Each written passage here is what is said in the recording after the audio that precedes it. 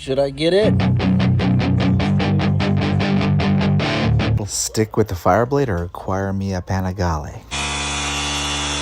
2007 Ducati Monster on Knock Hill Racetrack. How one led to another, a brief history of me, track days, and how I got started. The purchase of the motorcycle was based off the premise that it was basically a Harley, and sure as shit, it may as well have been a Harley Davidson on that track, but it was too late. I was already grandfathered in, I hadn't killed myself, and I survived to keep bouncing that tack off the limiter.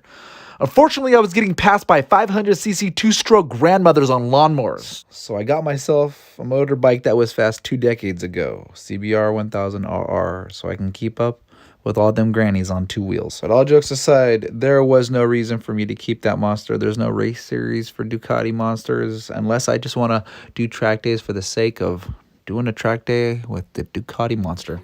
The actual breakdown when it comes to upgrading a 15, 16-year-old motorcycle, all the parts, versus buying yourself a new bike. Is it worth it? Well, let's break it down. Though I actually am going to the Ducati dealership tomorrow, before I head there with my trailer and just purchase the fastest, meanest bike on the showroom floor, let's rationalize this for a second. Before I upgrade my already semi-obsolete motorcycle with very expensive parts just to get it up to speed with a very expensive motorcycle, let's break down the parts to figure out if it's financially better to keep the old CBR or buy the new big bad bike. So what we're going to do, we're going to tone it down. We're going to slow it down. We're going to go to the website, the only website I trust when it comes to motorcycle specs.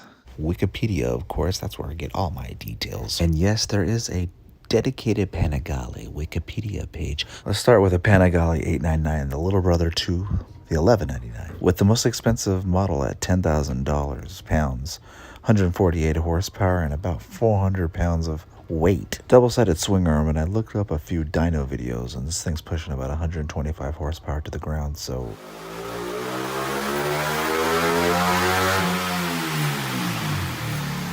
that's basically 600cc territory. Granted, I have to do a health check on my CBR, slap it on the dyno to see if it's still producing OEM horsepower figures. There's no way I'm going to downgrade.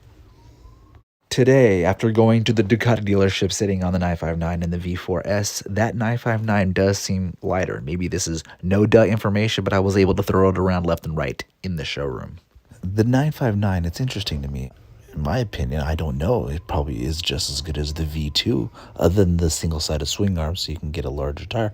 I really can't tell the difference. You can't have yourself a motorcycle without upgrading the exhaust. That's a sacrilege. But I do need to get an exhaust with a dB killer or some kind of noise-reducing components compatible. Also, with all this research and memory jogging, I do believe I'll be installing a rear set, reverse shift, and quick shifter, because I guarantee I'm leaving an entire second on the table or racetrack, so to say.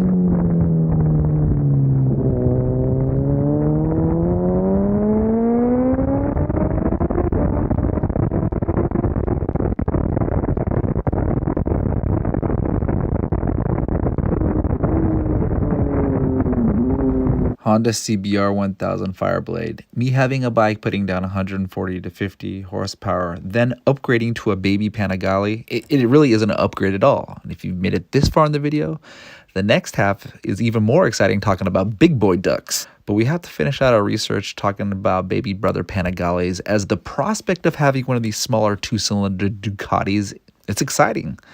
The only thing is that these bikes, they're all like Gixxer 750s. There's no home for them. When it comes to amateur racing, 600cc leader bikes, it's an in-between bike, this V2 style Panigale. It's a great bike. It just can't justify the price of a V2 when it's almost the price of a secondhand $11.99. As far as I can see, the V2 is the same thing as the 959.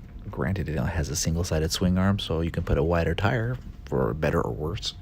It is more expensive than the 959, and it has roughly the same horsepower. Now that we got the mopeds out of the way, let's focus on the big boys. $11.99 and $12.99, creeping into the 200 horsepower range. If I wanted 200 horsepower for my CBR, I'd have to do a few things. Send the bike off, new cam, head resurfacing, engine work all redone, new exhaust, ECU, and then dyno to make sure everything talks together nicely. I won't be selling the bike. Why? It's still a good bike. It's pointless. A good Plan B bike, a good rain bike. The only question is, with this winter refresh, how far do I want to go? Do I want to replace a few parts, or do I want to do a full engine bike refresh, suspension, whatnot. And to piggyback from the original question, I'm already at $5,000 to $6,000 with that bike refresh. So why not with half of the investment, double it up and get yourself a new track bike? I am seriously considering the Panigale $11.99. Here are a few examples, prices of the cheapest and most expensive models. One of the reasons that I am considering this bike, here, watch this video and you'll see. I actually want one of these. This is so this is basically, you know, the thing with superbikes is, if you think of a Formula One car, yeah, you're not going to drive it to Tesco's, are you? You can't buy a road version of a Formula One car at all. No. Well, the great thing about production racing, like touring cars, is that, you know, you take a car from the street and you turn it into a racing car. Yeah. So fundamentally, my race bike up there started life as this, the 1199R, which is why I want one of these. I have the two super special ones, but Right. I want to find the right one of these for me, and then I know that I can see we're going to go and down that. Hold on, wait a second. Let's watch that one more time. Do you see that? That guy right there, Shaky Byrne, who rode for Ducati, is about to explain to this YouTube channel, The Late Break Show, that if he were to take a bike, it'd be that one, the 1199R. And then right as he begins to explain what he'd do, they cut to a different subject.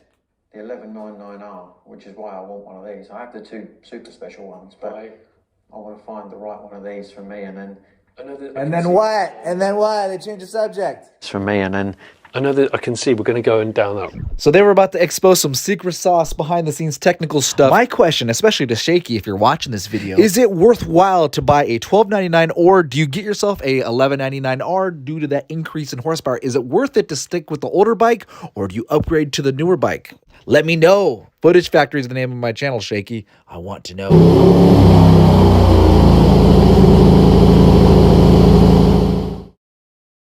Now we're creeping into the 200 horsepower range by taking a look at these 1299s. This 1299 is basically the last stop before we head over to the V4 Panigale. So the next step, seeing how this is the end of the video, is to lay eyes, get hands on 1199 or a 1299. I went to the Ducati dealership and another dealership today, and I saw a 959, V2s, and a V4, two V4s. My next set of videos will be V4s or 1199/1299s, whichever one I encounter first. Also, beyond that, I'll be researching R1s, Yamaha R1s. I'm toying with the idea of getting one of them bikes too. These are $10,000 pound plus investments. So whichever one's the best deal, provides the best horsepower. First I'm doing Ducatis, and next I'm doing Yamahas. It's going to be a long winter. It's your chance to be ruthless.